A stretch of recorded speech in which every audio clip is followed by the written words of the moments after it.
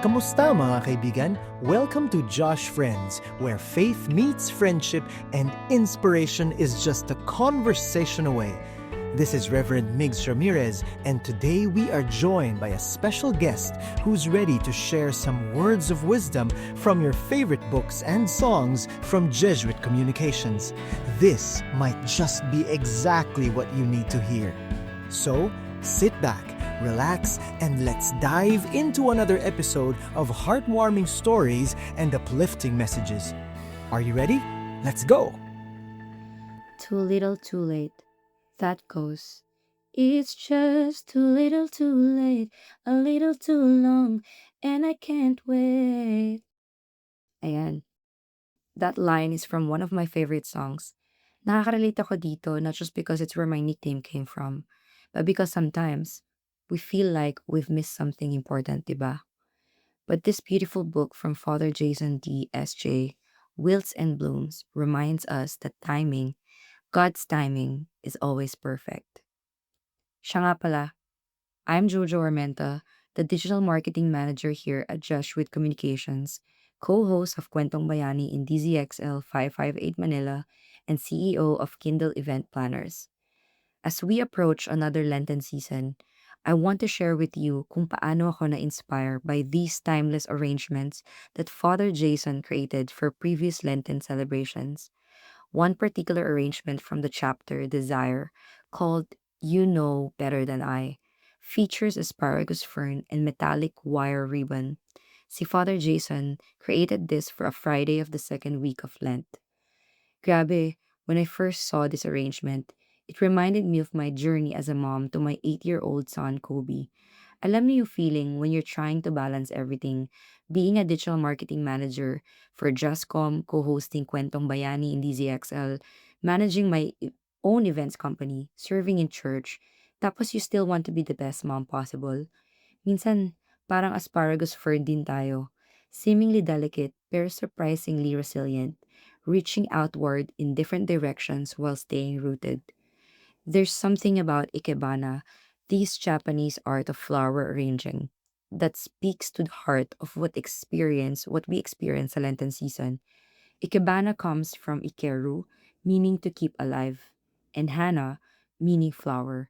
It's about giving life to flowers. Parang yung journey natin with God, diba?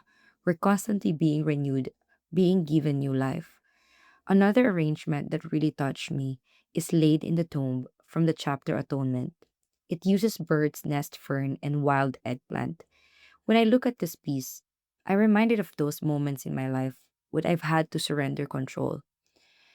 Just like when I'm hosting an event and something unexpected happens, or when I'm planning content for our digital platforms at Chescom, and things don't go as planned. Sa work call with youth empowerment and advocating for equal education, I've learned that sometimes what looks like an ending, a wilting, is actually the beginning of something beautiful.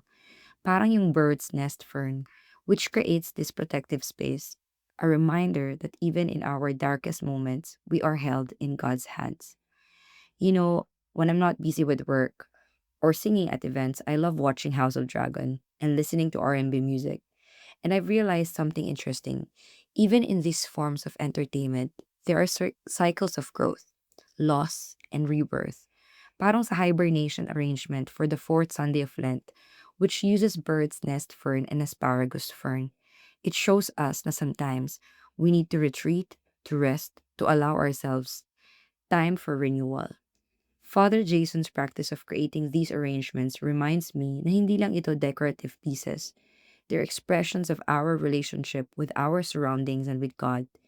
Each arrangement invites us not to just appreciate the beauty, but to gain insight into ourselves, our struggles, our surrender, and ultimately our journey to grace. As we prepare for the coming Lenten season, I really encourage you to get a copy of Wilts and Blooms. Available siya sa Justcom exclusives on justcom.ph/Josh. Let this beautiful ikebana arrangements guide your reflection during this sacred time that's just around the corner. And speaking of inspiration, I'm excited to share that this month, Josh Friends will be featuring women's voices. The whole month, our podcast will be empowering the voices of women and sharing their stories.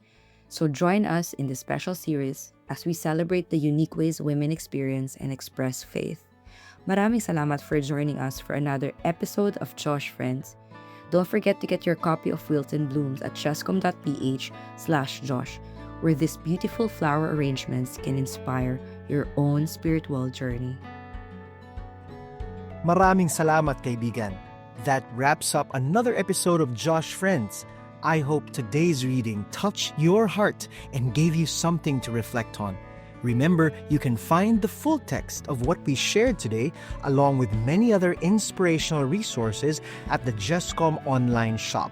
Until next time, this is Reverend Migs Ramirez reminding you that you are never alone on your journey of faith. Paalam at ingat, mga kaibigan!